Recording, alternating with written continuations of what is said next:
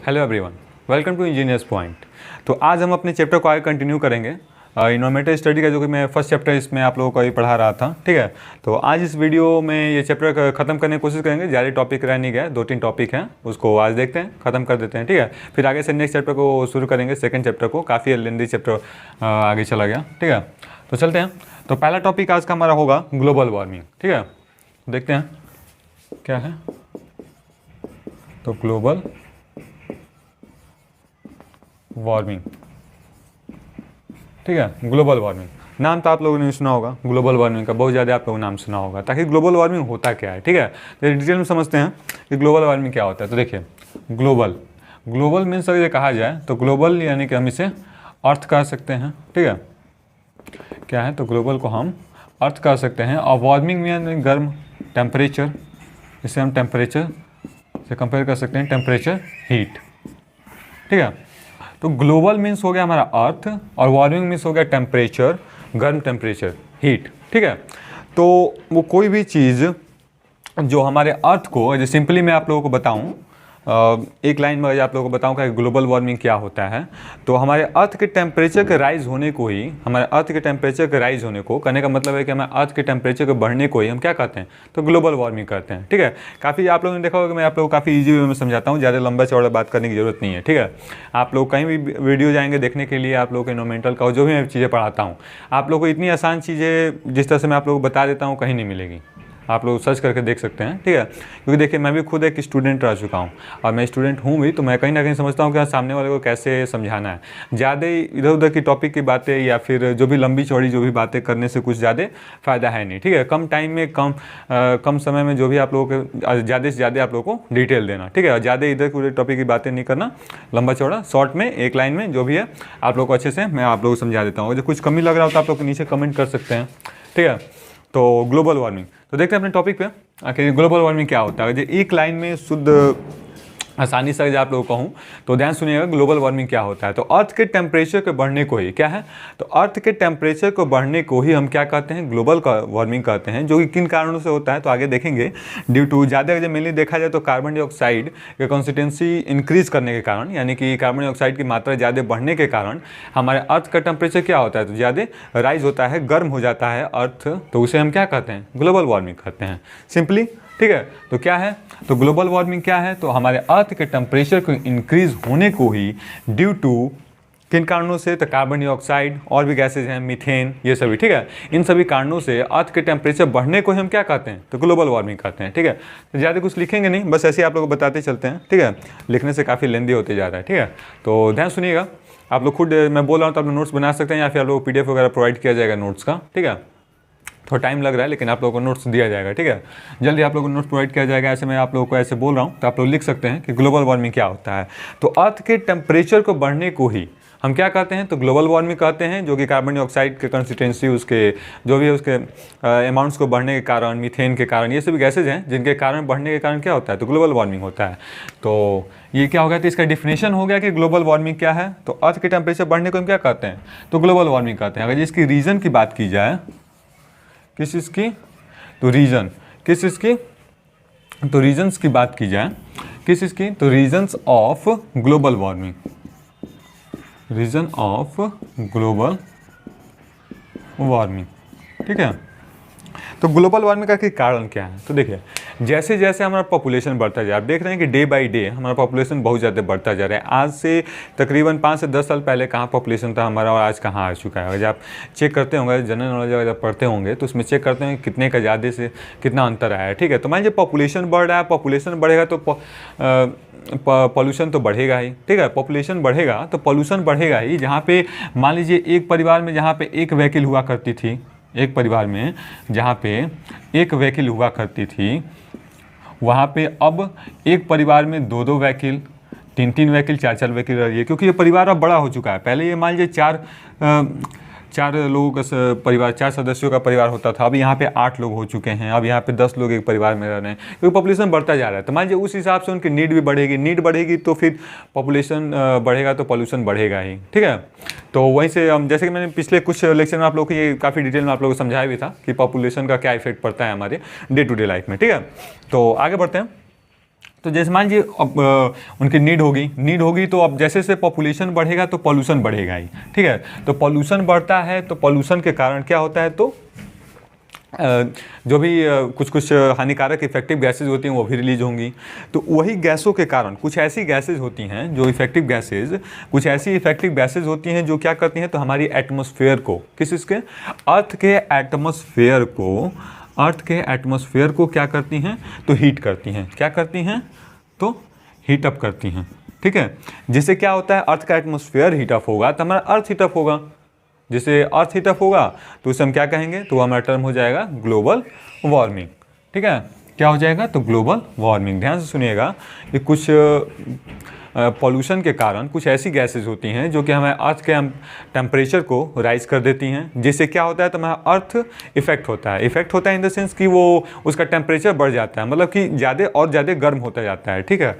गर्म होता जाता नहीं है, गर्म होते जा रहा है, ठीक है। कहा जाए तो ग्लोबल वार्मिंग काफ़ी बढ़ते जा रहा है। किन कारण, हम ही उसके जिम्मेदार हैं। कहीं ना कहीं देखा जाए तो नेचुरल कहीं ना कहीं ज़्यादा इफेक्ट नहीं करता है, कहीं ना कहीं आर्टिफिशियल जो भी हमारे क्रियाकलाप है, जो भी हम कार्य कर रहे हैं, उससे ज़्यादा आजकल ग्लोबल वार्मिंग बढ़ता जा रहा है। हम खुद बहुत ज़्यादा उसके जिम्मेदार हैं हम सभी, ठीक है। तो यही है। तो ये क्या हो गया, इसका रीजन क्या हो गया, तो पॉपुलेशन के कारण पॉल्यूशन हो रहा है। पॉपुलेशन बढ़ेगा तो पॉल्यूशन बढ़ेगा। अब पॉल्यूशन में कुछ ऐसी गैसेज होती हैं जिनके कारण हमारा अर्थ का एटमॉस्फेयर क्या हो रहा है, डे बाई डे इंक्रीज होता जा रहा है। और अर्थ का टेम्परेचर और जब एटमॉस्फेयर का टेम्परेचर इंक्रीज होगा तो हमारा अर्थ का टेम्परेचर भी इंक्रीज होगा। और जब अर्थ का टेम्परेचर इंक्रीज होगा तो हम जानते हैं उसे क्या कहते हैं, तो ग्लोबल वार्मिंग कहते हैं, ठीक है। अब आगे देखते हैं कि जो वो मैं गैसेज कह रहा हूँ कि कुछ ऐसी गैसेज होती हैं जो कि अर्थ के एटमॉस्फेयर को इंक्रीज करती हैं। ऐसी गैसेज, आखिर वो कौन सी गैसेज हैं, नेक्स्ट हमारा टॉपिक यही है कि आखिर वो कौन सी हमारी गैसेज हैं जो हमारे एटमॉस्फेयर को क्या करती हैं, तो इंक्रीज करती हैं, ठीक है। रीजन्स में आप लिख सकते हैं कि पॉल्यूशन वगैरह कारण, जैसे व्हीकल से पॉल्यूशन हो रहा है, फॉरेस्ट वगैरह बर्निंग के कारण पॉल्यूशन हो रहा है, ये सब आप रीजन्स डिटेल में लिख सकते हैं। जैसे मैंने पीछे आप लोगों को डिफरेंशिएशन वगैरह का भी दिया था, तो ये सभी हो सकते हैं। जैसे कि जो भी हम डे टू डे अपना एक्टिविटी कर रहे हैं, उससे जो भी पॉल्यूशंस वगैरह हो रहे हैं, वो सभी जिम्मेदार हैं किस इसके, ग्लोबल वार्मिंग के कॉज के लिए, ठीक है। तो ये रीजन हो जाएगा। अगला टॉपिक है कि जो मैं कह रहा हूँ कुछ ऐसे गैसेज होते हैं, जैसे मैं कह रहा हूँ कुछ ऐसे गैसेज होते हैं जो कि हमारे अर्थ के एटमॉस्फेयर को टेम्परेचर को इंक्रीज करते हैं। तो आखिर वो कौन से गैसेज हैं, तो उन्हीं गैसेज को हम कहते हैं, उन्हीं गैसेज को हम क्या कहते हैं, ध्यान सुनिएगा, क्या कहते हैं, तो ग्रीन हाउस गैसेज। क्या है, ग्रीन हाउस गैसेज। तो जो गैसेज अर्थ के एटमॉस्फेयर को इंक्रीज करती हैं, ध्यान सुनिएगा, जो गैसेज अर्थ के एटमॉस्फेयर को इंक्रीज करती हैं उन्हीं गैसेज को हम क्या कहते हैं, तो ग्रीन हाउस गैसेज कहते हैं। वो किस चीज़ को कॉज करती हैं, तो उससे क्या होता है, तो ग्लोबल वार्मिंग होता है, ठीक है। तो ध्यान से देखिएगा, तीनों एक दूसरे से लिंक्ड अप है, ठीक है। क्या है, तो सबसे पहले हमने देखा कि ग्लोबल वार्मिंग क्या है, तो अर्थ के टेम्परेचर के इंक्रीज होने को देखिए कोरिलेट करके पढ़ेंगे तो समझने में काफ़ी आसानी होगी कि ग्लोबल वार्मिंग क्या है। तो अर्थ के टेम्परेचर के इंक्रीज होने को हम क्या कहते हैं, ग्लोबल वार्मिंग कहते हैं। उसके रीजंस क्या हैं, तो पॉल्यूशन के कारण। पॉल्यूशन में क्या है, तो पॉल्यूशन में कुछ ऐसी गैसेज हैं जो कि अर्थ के एटमॉस्फेयर के टेम्परेचर को इंक्रीज करती हैं, यानी कि बढ़ा देती हैं, उनके तापमान को, कहा जाए तो उनके तापमान को बढ़ा देती हैं, जिससे कि ग्लोबल वार्मिंग कॉज होता है तो बढ़ा देते हैं, उसे हम ग्लोबल वार्मिंग कहते हैं। ताकि तो उन गैसेज को हम क्या कहते हैं, तो ग्रीन हाउस गैसेज कहते हैं, जो अर्थ के एटमॉस्फेयर के टेम्परेचर को, तापमान को बढ़ा देती हैं। उन गैसेस को हम क्या कहते हैं, तो ग्रीन हाउस गैसेस कहते हैं। क्या कहते हैं, तो ग्रीन हाउस गैसेस कहते हैं, ठीक है। ये कौन कौन से में ग्रीन हाउस गैसेस होती हैं, तो अगर जो इन्हें देखा जाए यहाँ पे, एक मिनट कैसे इरेज कर दें, तो ग्रीन हाउस गैसेज में बेसिकली 4 होती हैं जो कि हमारे ग्रीन हाउस गैसेस के नाम से जानी जाती हैं। ग्रीन हाउस गैसेस के अंदर आती हैं 4 गैसेस, जो कि पहला क्या होता है हमारा, तो पहला हमारा होता है कार्बन डाइऑक्साइड, फिर उसका होता है हमारा CFC जो कि क्लोरोफ्लोरोकार्बन, फिर उसका होता है CH4 मीथेन, और उसका होता है N2O नाइट्रस ऑक्साइड, ठीक है। तो चलिए देखते हैं हम क्या पढ़ रहे थे, तो ग्रीन हाउस गैसेस,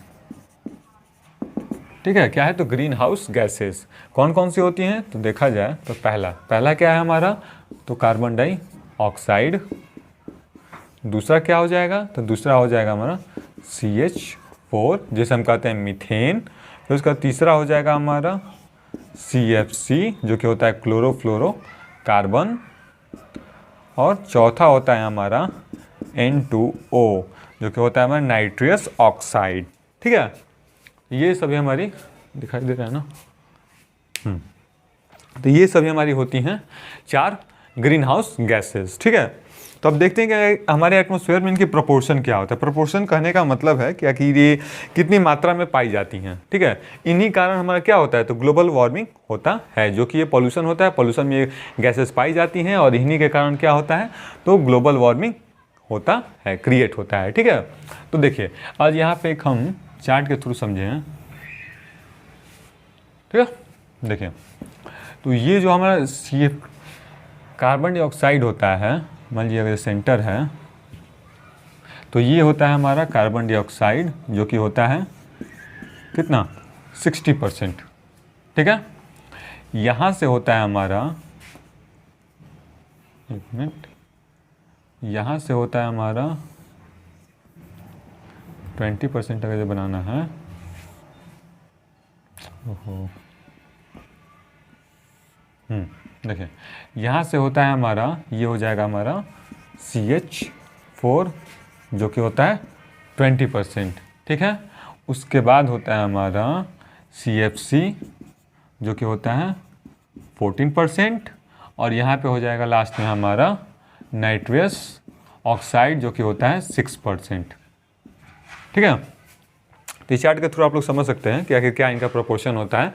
तो देखिए चार्ट बनाना चाहिए, अगर आप एग्जाम में कोई आंसर लिख रहे हैं तो चार्ट बनाना चाहिए। चार्ट बनाने से काफ़ी इफेक्टिव, चार्ट हो गया, ड्राइंग हो गया, ये ऐसे कोई भी सब्जेक्ट हो आपका। ठीक है, मैथ नहीं, मैथ में कहाँ ड्राइंग होता है, लेकिन हाँ ज्योमेट्री का अगर कोई क्वेश्चन है तो उसमें भी ड्राइंग होता है। ठीक है, तो अगर जब आप कोई भी एग्ज़ाम दे रहे हैं, मैथ छोड़ के साइंस हो गया, ज़्यादातर एग्ज़ाम्स में कोशिश करना चाहिए कि आपको ड्राइंग जरूर बनानी चाहिए। अगर आपके पास कुछ टाइम अवेलेबल है तो आपको ड्राइंग बनाते हुए चलना चाहिए, उस पर भी नंबर मिल जाते हैं। ठीक है, टीचर मान लीजिए आपका कुछ आपने जो भी आपने आंसर लिखा तो वो भी पढ़ेगा और साथ में जो भी आपने ड्राइंग बनाया उस पर भी देखते जाएगा, तो इसमें भी हो सकता है कि आपको आधा नंबर दे दे। मान लीजिए इधर आपका कुछ आधा नंबर कट भी रहा होगा, एक नंबर, तो इधर आपको चार्ट पे आपके ड्राइंग पे आधा नंबर दे देगा, तो उससे आपका नंबर अच्छा खासा मिल जाएगा। ठीक है, तो ये सभी कुछ बनाने चाहिए। ठीक है, तो देखिए तो ये हो गया ग्रीन हाउस गैसेस कौन कौन सी होती हैं, तो कार्बन डाइऑक्साइड, ठीक है, CH4 मीथेन, CFC क्लोरोफ्लोरोकार्बन और N2O नाइट्रस ऑक्साइड। ठीक है, ये सभी हमारे एटमॉस्फेयर में पाई जाती हैं जो कि ग्लोबल वार्मिंग के लिए जिम्मेदार होती हैं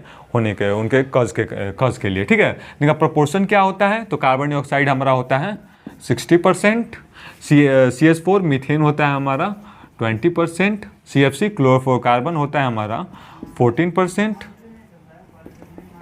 ठीक है, क्या हो जाएगा, तो 14%। N2O क्या हो जाएगा, नाइट्रस ऑक्साइड जो कि होता है हमारा 6%। ठीक है, तो इस चार्ट के थ्रू आप लोग समझ सकते हैं कि ये जो भी हमारा एटमॉस्फेयर है उसमें इस प्रोपोर्शन में ये सभी गैसेस अवेलेबल होती हैं। ठीक है, तो फिर आगे बढ़ते हैं, ये हमारी ग्रीन हाउस गैसेज हो गई। उसके बाद देखते हैं कि आखिर इनके इफेक्ट क्या हैं, ग्रीन हाउस गैसेज के ग्लोबल वार्मिंग के आखिर क्या इफेक्ट हैं। ठीक है, क्या है, तो ग्लोबल वार्मिंग के आखिर क्या इफेक्ट हैं, तो इन्हीं ये आपसे पूछा जाता है, कभी कभी एग्जाम में पूछ लिया जाता है कि हाँ भाई ग्रीन हाउस गैसेज क्या होती हैं। ध्यान पीछे मैंने आप लोगों को एक बार बताया भी था कि देखिए दो चीज़ें होती हैं, ये क्या है, तो ग्रीन हाउस गैसेज और एक होता है हमारा ग्रीन हाउस बिल्डिंग। क्या होता है, तो ग्रीन हाउस बिल्डिंग, और यहाँ पर मैं लिख दूँ तो ऐसे बताते हैं आप लोगों को, तो एक होता है हमारा ग्रीन हाउस बिल्डिंग, तो वो दूसरा हो जाएगा। ठीक है, ध्यान रखिएगा, ये क्या है, तो ग्रीन हाउस गैसेज, यहाँ पे गैसेज लगाया है, वहाँ पे क्या होगा, तो ग्रीन हाउस बिल्डिंग। ठीक है ना, ग्रीन हाउस बिल्डिंग हो जाएगा, वो एक अलग टर्म होता है, तो उसके आगे बताया जाएगा आप लोगों के टॉपिक्स में नेक्स्ट दूसरे चैप्टर में। ठीक है ना, तो आगे बढ़ते हैं, आप लोग समझ गए होंगे। तो अभी हमने देखा कि ग्लोबल वार्मिंग क्या होता है, फिर ग्लोबल वार्मिंग का आखिर रीज़न क्या है, किन कारणों से ग्लोबल वार्मिंग होता है, तो जो उसमें गैसेस पाए जाते हैं जिनके कारण ग्लोबल वार्मिंग होता है उसे हम क्या कहते हैं, तो ग्रीन हाउस गैसेज कहते हैं। ठीक है, जो कि हमें बेसिकली 4 होते हैं, carbon dioxide, CFC, CH4, N2O। ठीक है, तो N2O क्या था, तो नाइट्रस ऑक्साइड, और हमारा NH4 क्या था, CH4 क्या था, तो वो था हमारा मीथेन। ठीक है, तो आगे देखते हैं कि आखिर इफेक्ट ऑफ ग्लोबल वार्मिंग, जब इतना ये ग्लोबल वार्मिंग है तो आखिर इसका कुछ इफेक्ट, दुष्प्रभाव भी तो होगा, जब पोल्यूशन से है तो इसका कुछ दुष्प्रभाव भी तो होगा, तो आगे देखते हैं। ठीक है, क्या है, तो इफेक्ट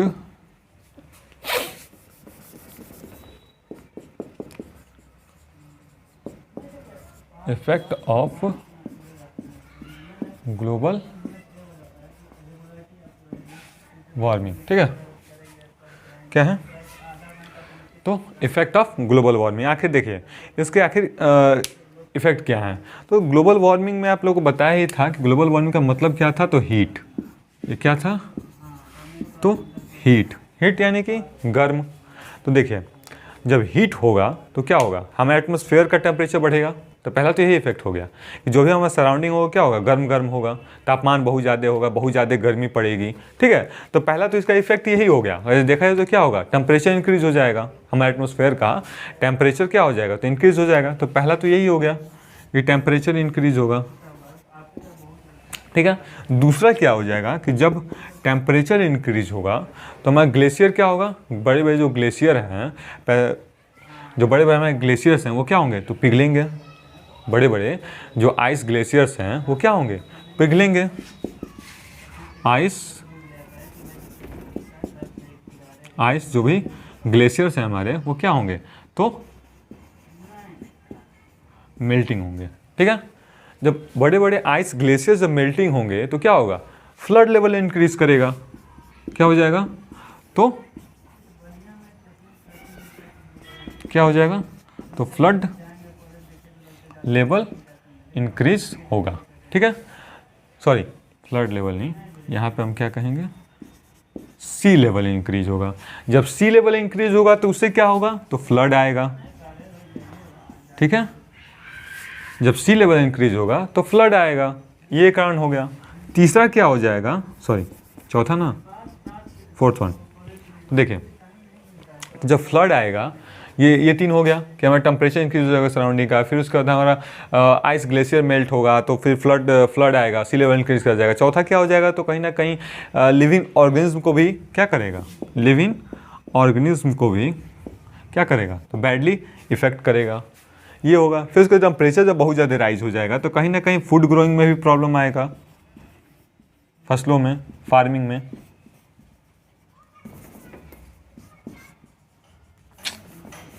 ज़्यादा ही खराब राइटिंग हो जाती है ना। देखिए फार्मिंग में प्रॉब्लम आएगी ना, फार्मिंग में क्या होगा, प्रॉब्लम आएगा। अब जैसे कुछ फसलें होती हैं जो कि विंटर में होती हैं, हम लोगों के यहाँ होती है ना, जो कि रबी क्रॉप्स होती हैं, जहाँ तक मुझे लगता है, जहाँ तक मुझे ध्यान है रबी क्रॉप्स होती हैं जो कि विंटर में होती हैं। अब बताइए जब उसे रबी क्रॉप्स को क्या होता है, तो ठंडी का मौसम चाहिए होता है, जैसे अभी ठंडियाँ आने वाली हैं, ठीक है। तो इसमें जो फसलें होती हैं, तो जैसे कि हमारा जो भी पोटैटो हो गया, पोटैटो आलू की जो खेती होती है वो भी ठंडी में की जाती है। तो जब ऐसा उसे टेम्परेचर ही नहीं मिलेगा तो क्या वो सही से हो पाएगा। अब जैसे कि जो फसलें हैं, अब जो गर्मी वाली फसलें हैं तो हो जाएंगी, लेकिन जो फसलें हैं जो कि ठंडी वाली हैं वो कैसे होंगे, टेम्परेचर ज़्यादा इंक्रीज कर जाएगा हमारे एटमॉस्फेयर का, तो कहीं ना कहीं उसको भी ये सभी इफेक्ट करेंगी। तो ये सभी कुछ रीजंस हैं जो इफेक्ट हैं ग्लोबल वार्मिंग के, जो हमारे सराउंडिंग में देखने को मिलते हैं, ठीक है, उसके कारण देखने को मिलेगा, ये कुछ उसके इफेक्ट होगा। तो ठीक है, तो आगे बढ़ते हैं, आगे देखते हैं क्या उसके बाद। तो ग्लोबल वार्मिंग का यही टॉपिक था, हमने देख लिया कि इसके क्या इफेक्ट हैं, क्या रीजंस है उसके, आखिर किन कारणों से ग्लोबल वार्मिंग होता है, ग्लोबल वार्मिंग क्या होता है, उसके किन कारणों से होता है, उसके रीजन क्या है, ठीक है। तो आगे देखते हैं नेक्स्ट टॉपिक हमारा क्या होगा। तो नेक्स्ट टॉपिक हमारा होगा ओजोन होल। क्या है, ये भी छोटा सा टॉपिक है, ठीक है। कभी कभी आप लोगों से पूछ लिया जाता है 2 नंबर में कि ओजोन होल पे टिप्पणी कीजिए, डिस्कस कीजिए, ठीक है। क्या है, तो ओजोन होल, ठीक है। देखते हैं तो ओजोन होल क्या होता है। तो सबसे पहले समझते हैं कि ओजोन लेयर क्या होता है। देखिए आप लोगों ने कभी कभी न्यूज़ में इसका जिक्र भी सुना होगा, ओजोन लेयर। देखिए ओजोन लेयर क्या है, तो ओजोन लेयर एक नेचुरल लेयर है जो कि हमारे अर्थ के चारों तरफ, जैसे मान लीजिए अगर जैसे देख लेते हैं, मान लीजिए अर्थ है आपका, अगर ये क्या हो गया हमारा, मान लीजिए अगर हमारा अर्थ हो गया, ठीक है। ये अगर हमारा अर्थ है तो जो ओजोन लेयर है वो क्या है, अर्थ को चारों तरफ से कवर किए हुए हैं, सराउंडिंग में क्या है, अर्थ के चारों तरफ हमें क्या है, कवर किए हुए, क्या है ये, तो ओजोन ओजोन लेयर, ठीक है। क्या है, तो चारों तरफ से उसको कवर किए हुए हैं। ये क्या है, तो एक नेचुरल लेयर है जो कि स्ट्रेटोस्फेयर में पाया जाता है। कहाँ पे, तो स्ट्रेटोस्फेयर में ये पाया जाता है ओजोन लेयर। क्या है, तो ओजोन लेयर एक नेचुरल लेयर है जो कि हमें अर्थ को चारों तरफ से कवर किए हुए है, और वो क्या करता है, तो हमें यूवी रेज से बचाता है, ठीक है। क्या है, तो ओजोन लेयर क्या है, तो ओजोन लेयर एक नेचुरल लेयर है जो कि हमें अर्थ को चारों तरफ से राउंड घेरे हुए है, और जो कि हमें यूवी रे से क्या करता है, तो प्रोटेक्ट करता है। किससे, तो यूवी रेज से प्रोटेक्ट करता है। यूवी रेज क्या है, तो अल्ट्रावायलेट रेज, वो अल्ट्रावायलेट रेज जो कि सन की किरणों से जो निकलती हैं, तो उससे हमें प्रोटेक्ट करता है। जो कहाँ आती हैं, तो अर्थ पे आती हैं। या फिर यहाँ पर हम बना दें, ये जो भी यहाँ पे किरणें आती हैं उनसे कुछ ही पास हो पाती हैं, ठीक है। उससे एक तरह से कहा जाए तो ये छन्नी का काम करता है। जब कहा जाए तो ये किस चीज़ का काम करता है, तो एक तरह से सीव कहा जाए तो छन्नी का काम करता है, ठीक है। जो ऊपर जो भी सूर्य की किरणें आती हैं तो उसमें कुछ हार्मफुल किरणें भी होती हैं, जिसे हम क्या कहते हैं, तो यूवी रेज कहती हैं। तो जो इससे जो पास होती हैं जब सनलाइट तो उसे क्या करता है, तो ये रोक लेता है। जो भी हार्मफुल कुछ गैसेज होती हैं उसे ओजोन लेयर क्या करता है, तो अंदर एटमॉस्फेयर में, अर्थ के एटमॉस्फेयर में एंटर नहीं होने देता है। यहाँ से क्या करता है, तो उसे यहीं से रिफ्लेक्ट कर देता है और कुछ को ही अंदर आने देता है, और वो भी आता है तो इनसे छन के आती हैं, ठीक है। जो उसके बैड इफेक्ट होते हैं उधर ही ख़त्म हो जाते हैं। तो ओजोन लेयर का यही होता है, ओजोन लेयर यही होता है उसका काम, ठीक है। तो ओजोन लेयर क्या है, तो ओजोन लेयर एक नेचुरल लेयर है, आर्टिफिशियल लेयर, नेचुरल लेयर है जो कि अर्थ के चारों तरफ अर्थ को घेरे हुए है, और वो प्रोटेक्ट करती है सन के थ्रू जो उसके किरणों में जो भी यूवी रेज आती हैं और भी जो भी इफेक्टिव रेज होती हैं उनसे क्या करता है, अर्थ के एटमॉस्फेयर को प्रोटेक्ट करता है, ठीक है। अब देखते हैं कि ओजोन होल क्या होता है। ओजोन लेयर देख लिए, अब देखते हैं कि ओजोन होल क्या होता है। तो ओजोन होल होता है कि कुछ पॉल्यूशन के कारण, जो भी पॉल्यूशन हो रहा है हमारे सराउंडिंग में, पॉल्यूशन के कारण कुछ ऐसी गैसेज हैं जो कि हमारे ओजोन लेयर को क्या है, तो हमारी ओजोन लेयर को इफ़ेक्ट कर रही है। क्या कर रही है, तो हमारी ओजोन लेयर को इफ़ेक्ट कर रही है पॉल्यूशन के कारण। जैसे क्या हो रहा है, तो वीक होता जा रहा है। ये क्या हो रहा है, तो वीक हो रहा है।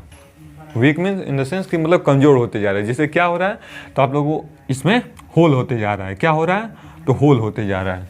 क्या हो रहा है, तो होल होते जा रहा है, जिससे इधर से ये यूवी रेज अंदर इंटर कर जा रही हैं। अब जैसे कि यहाँ पे है पूरा चारों तरफ से और इधर है ही नहीं, तो यहाँ से तो इंटर कर जाएंगे ना यूवी रेज, जो सनलाइट के थ्रू उधर से आ रही हैं। तो कहाँ से, तो यही है, जो भी हम पॉल्यूशन हो रहा है हमारे अर्थ पे, तो पॉल्यूशन के कारण हमारी जो ओजोन लेयर है उसको इफेक्ट कर रही है बैडली। जिससे क्या हो रहा है कि उसके वो वीक पड़ता जा रहा है और कहीं उसमें होल क्रिएट हो रहा है। ये होल कहाँ हो रहा है, तो आप लोगों ने न्यूज़ में कहीं सुना होगा कि ऑस्ट्रेलिया साइड में ओजोन होल क्रिएट हुआ है, ठीक है। या आप लोगों ने न्यूज़ में पढ़ा होगा या फिर कहीं देखा होगा कि ऑस्ट्रेलिया के साइड में क्या हो रहा है, तो ओजोन होल क्रिएट हो रहा है, ठीक है। तो क्यों इतना ज़्यादा पॉल्यूशन बढ़ता जा रहा है कि ओजोन होल का दिक्कत आ रहा है। ओजोन होल आखिर देखिए, ओजोन लेयर को आखिर क्या दिक्कतें करती हैं, तो इसमें भी क्लोरोफ्लोरोकार्बन, जो कि परफ्यूम में जो एयर कंडीशनर वगैरह यूज़ किए जाते हैं उसमें ये क्लोरोफ्लोरोकार्बन पाए जाते हैं, ठीक है। जो कि हमारे कहीं ना कहीं हमारे एटमॉस्फेयर को ओजोन लेयर को बहुत ज़्यादा बैडली इफेक्ट करता है, ठीक है। तो इस कारण वो क्या हो रहा है, तो उसमें होल क्रिएट हो रहा है। उसी को हम क्या कहते हैं, तो ओजोन होल कहते हैं। तो ओजोन लेयर क्या हो रहा है, तो पॉल्यूशन के कारण अत्यधिक पॉल्यूशन के कारण हमारे ओजोन लेयर को बैडली इफेक्ट कर रहा है, जिससे उसमें होल क्रिएट हो रहा है ओजोन लेयर में। उसे हम क्या कहते हैं, तो ओजोन होल कहते हैं, या फिर ओजोन डिप्लीटेशन कहते हैं। क्या कहते हैं, तो ओजोन डिप्लीटेशन, ठीक है।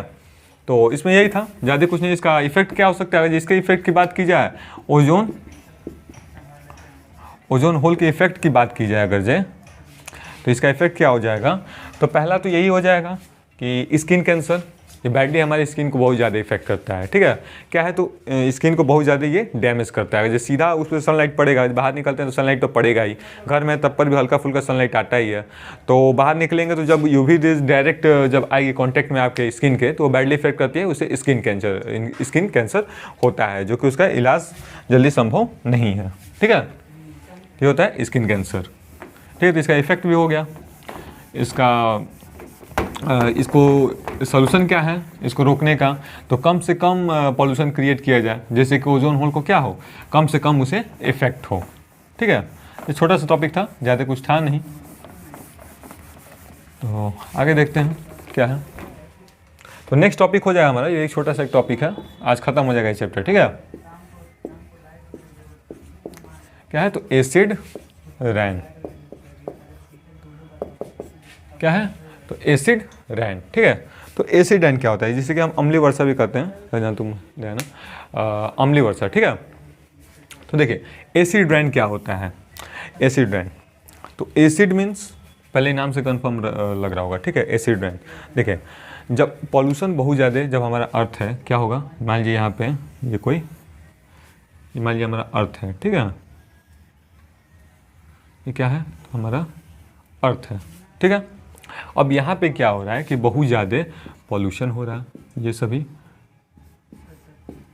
पॉल्यूशन हो रहा है। ठीक है, यहाँ पे चिमनी वगैरह बनी हुई हैं। ठीक है, चिमनी बनी हुई है, इधर बहुत ज़्यादा गाड़ी वगैरह चल रही हैं सब, तो इसमें से पॉल्यूशन होगा ही। ठीक है, पॉल्यूशन वगैरह। फिर यहाँ बहुत ज़्यादा कंपनी का इस्टेब्लिश है, कंपनीज़ वगैरह है, तो वहाँ से पॉल्यूशन निकल रहा है। फिर इधर फॉरेस्ट वगैरह है वो जल रहा है, या फिर और भी हमारी एक्टिविटीज़ हैं, तो यहाँ से पॉल्यूशन चारों तरफ निकल रहा है। ठीक है, ये क्या होता है, जब पॉल्यूशन होगा तो पॉल्यूशन में जो पार्टिकल्स होते हैं, जो डस्ट पार्टिकल्स होते हैं पॉल्यूशन में, जैसे कि कभी कभी आप लोगों ने देखा होगा कि दिल्ली में बहुत ज़्यादा इफेक्ट देखने को मिलता है दीपावली में। ठीक है, वहाँ पे काला काला कोहरा छा जाता है, न्यूज़ में भी आप लोग देखते होंगे हमेशा। ठीक है, इतना तक जीके में भी उसका जिक्र आ चुका है।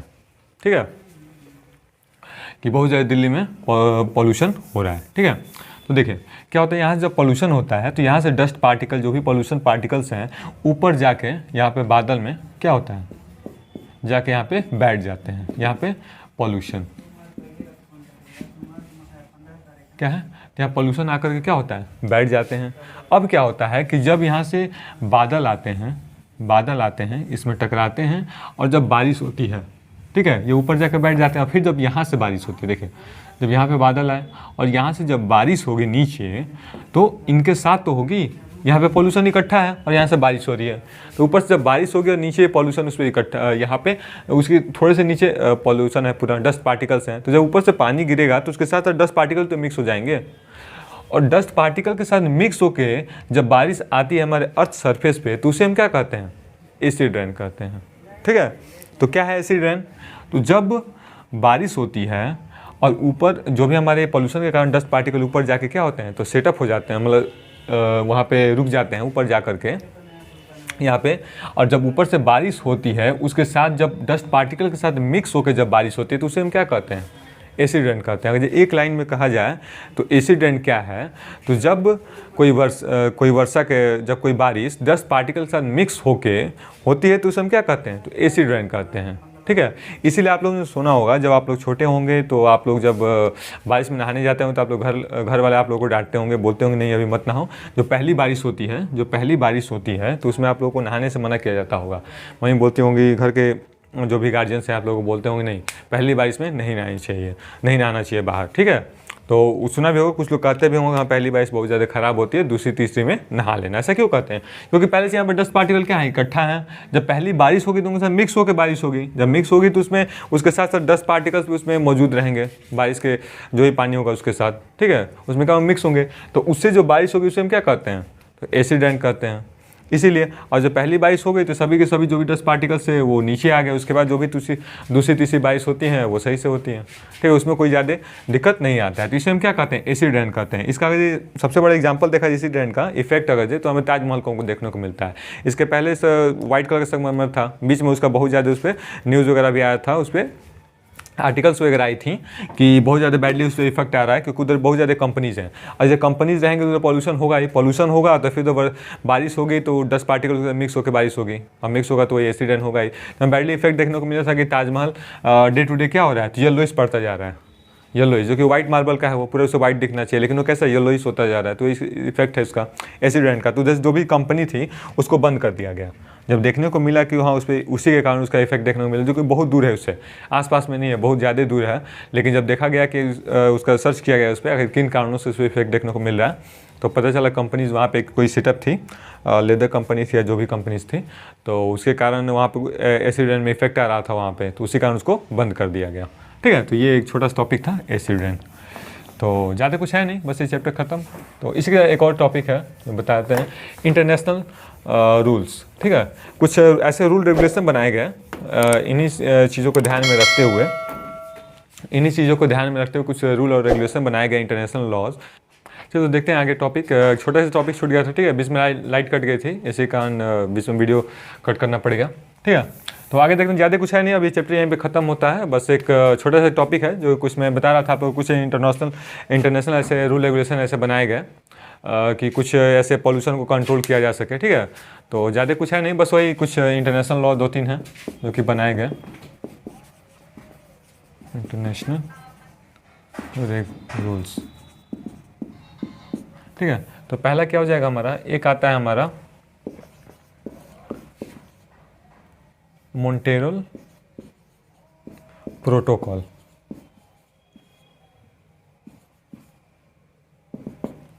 ठीक है, तो मॉन्ट्रियल प्रोटोकॉल ये क्या है, तो मॉन्ट्रियल एक सिटी है जो कनाडा में है, वहाँ पे ये नियम बना था। ठीक है, तो इसमें क्या है, तो इस नियम के, इस रूल के तहत अगर कहा जाए तो मॉन्ट्रियल प्रोटोकॉल के तहत इसमें यह फैसला लिया गया कि ऐसी चीज़ें जो कि ओजोन होल को क्या करती हैं, ओजोन लेयर को इफेक्ट करती हैं, क्या करती हैं, तो ओजोन लेयर को इफेक्ट करती हैं, ऐसी चीज़ें उनका कम से कम यूज़ किया जाए, ज़्यादा कुछ नहीं। क्या है शॉर्ट में, तो मॉन्ट्रियल प्रोटोकॉल का क्या है, इस रूल में क्या था कि ऐसी चीज़ें, ऐसी सब्सटेंस, ऐसी जो भी हम एक्टिविटी करते हैं जिससे कि ओजोन लेयर को इफेक्ट करे, ऐसी चीज़ों का कम से कम यूज़ करना। दूसरा क्या है, दूसरा आता है हमारा क्योटो प्रोटोकॉल, जो कि क्योटो एक जापान में एक शहर है। ठीक है, क्योटो प्रोटोकॉल ये हुआ था 1997 में।